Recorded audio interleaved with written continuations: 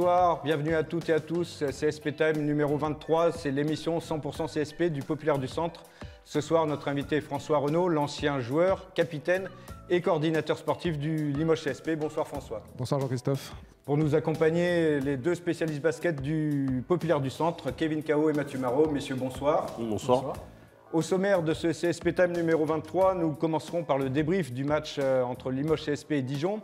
Ensuite, nous tournerons vers notre invité François Renaud pour discuter avec lui de sa carrière et de son après-carrière. Le débat, ce sera le troisième quart-temps avec l'interrogation de savoir si François Perronnet pourra ou pas changer les choses suite à son intronisation à la tête du Limoges CSP. Et enfin, le quatrième quart-temps, nous reviendrons sur France-Bulgarie, mais plus spécialement sur le hors-série que le Populaire du Centre va sortir à cette occasion, un hors-série spécial Frédéric Fortet.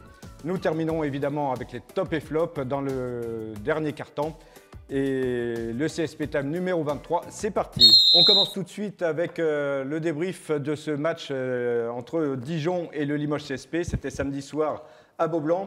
Une défaite, nouvelle défaite pour le Limoges CSP, une défaite 79-67. Mathieu, j'ai envie de dire que c'est pratiquement la pire première mi-temps qu'on a vue de la part du Limoges CSP cette saison, non ? Oh, pratiquement, non, on peut le dire. Je pense que c'était une mi-temps absolument catastrophique.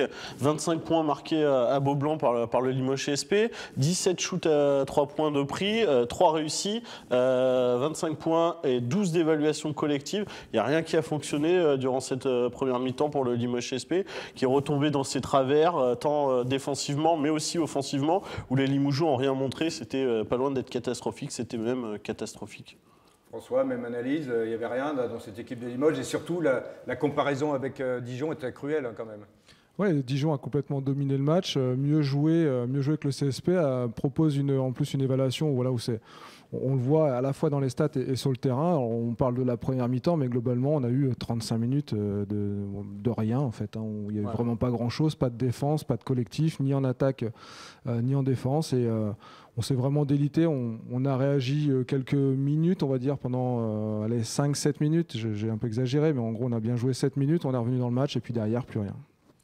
Kevin, on a l'impression que cette équipe de Limoges, elle revient dans le match. C'est un petit peu sur des exploits, enfin ce sont sur des exploits personnels, mais s'il n'y a pas ces shoots à 3 points d'Axel Bouteille notamment, on a l'impression qu'ils y reviennent jamais.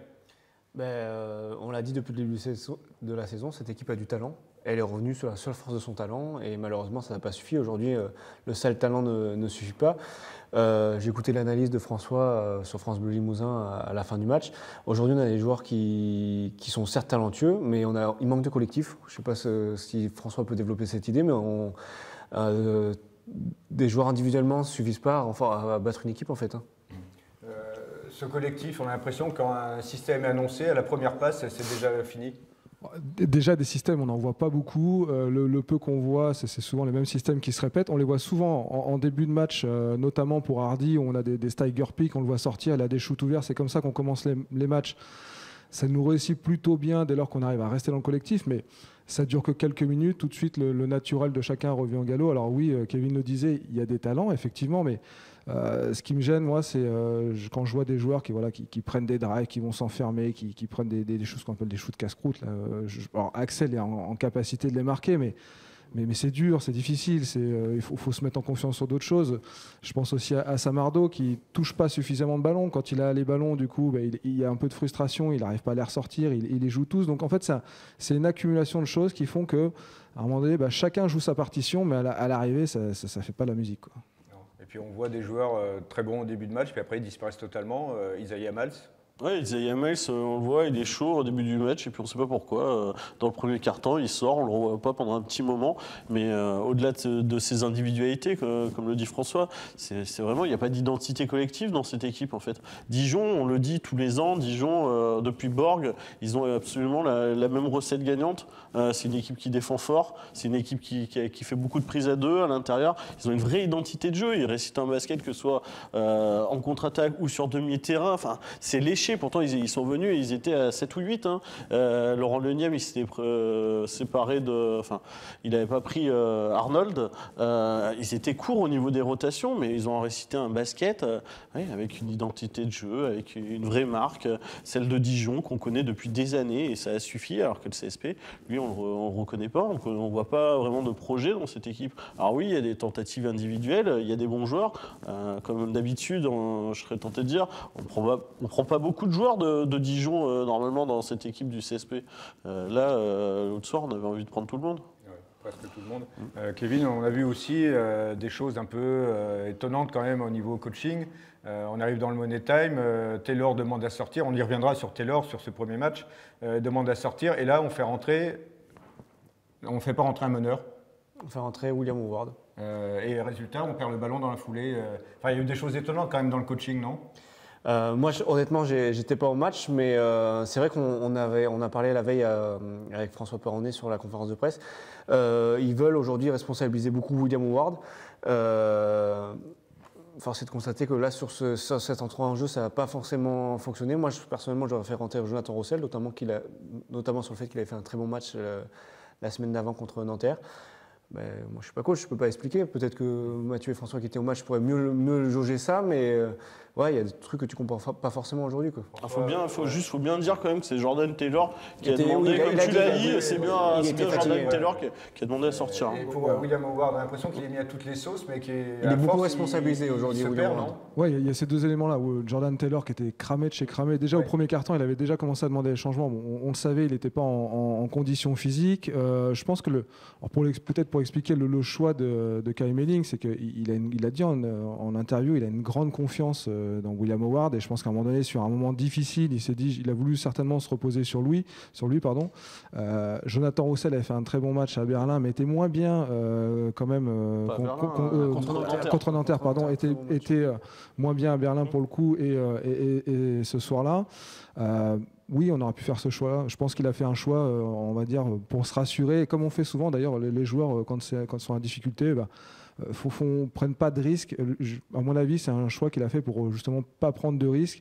Pour autant, la logique, à mon sens aussi, aurait voulu qu'on mette un meneur sur le poste de meneur. Enfin, pas prendre de risques en mettant pas un meneur. Je pense qu'il a voulu se rassurer du fait de sa grande confiance pour William. Maintenant, William, il a aidé l'équipe, mais il a aidé l'équipe quand on n'avait qu'un seul meneur et sur 40 minutes. Là, sur 2 minutes en fin de match et sur un money time. En plus, je pense que Jonathan, il a entre guillemets le mental pour aller positionner un shoot comme il l'a fait contre Nanterre, où finalement ça sortait pas de nulle part parce qu'il avait fait un meilleur match, mais il revenait un peu de loin et peut-être qu'il aurait été capable de faire le détonateur encore. Ouais. Mathieu, un mot sur Taylor. Alors on l'a vu, effectivement, hors de forme, on l'a dit, c'est lui qui demande à sortir parce qu'il n'a pas de conditions physiques. On a vu quand même qu'en termes d'impact défensif, il était capable de mettre une sacrée pression quand même. Je pense que Jordan Taylor, il a les qualités pour aider ce Limoges CSP. Il a fait une vraie belle carrière. On ne porte pas le maillot de l'Alba Berlin ou de Galatasaray par hasard. Donc je pense que c'est vraiment un bon joueur. Maintenant, il faut voir dans quel état il est. Lui, il dit qu'il n'a pas de problème. Il a souvent eu des problèmes de hanche au cours des problèmes de hanche durant sa carrière. Là, il dit qu'il se sent bien. Il va devoir retrouver le rythme. Il a pu jouer depuis, je crois, le mois de mai, il a dit. Donc c'est sûr que Jordan Taylor, il ne va pas pouvoir tout de suite apporter 25 minutes au Limoges CSP.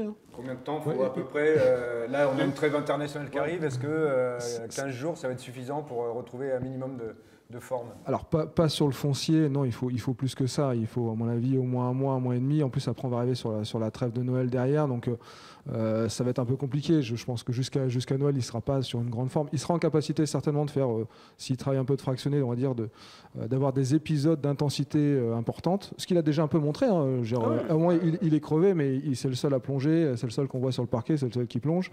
Il était crevé. Donc ça, il sera en capacité de le faire certainement. Maintenant, tenir sur la durée, sur 25, 30, 35 minutes, non, je pense qu'il ne sera pas capable de le faire avant, peut-être, le retour au mois de janvier. Le problème, c'est que tu en as un peu besoin tout de suite, sur ce qu'il a montré quand même. Quand il était en forme, il apporte un vrai plus à cette équipe, peu de temps qu'il a passé sur le terrain, donc il va falloir vite pouvoir compter sur lui quand même. Oui, mais bon, là, aujourd'hui, le temps est compté. Alors, effectivement, il y a cette trêve internationale qui tombe à peu près bien, mais si on ne l'a pas avant, en gros, ce que dit François, début janvier,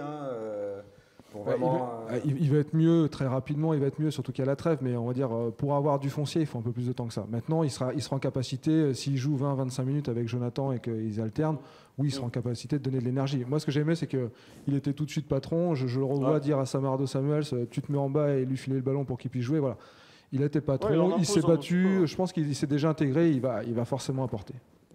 On va terminer ce premier quart-temps là-dessus. Merci François, merci messieurs. C'est la fin de ce premier quart-temps. Vous pouvez le commenter, le partager sur le site internet lepopulaire.fr et sur la page Facebook Le Populaire Sport. Salut, à bientôt.